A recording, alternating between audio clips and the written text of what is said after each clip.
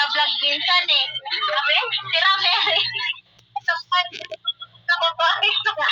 Pero hindi pa siya asing na. Yung, ito na siya ba, maganda na buhay. Siya dito. Oo.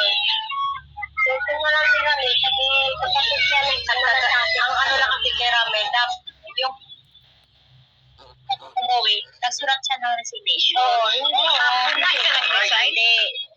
Nagsurat siya, aalis na siya hapon. Umaga pa lang, umaga. Hindi, dapat, 1 month muna dapat. Nagsulat na siya.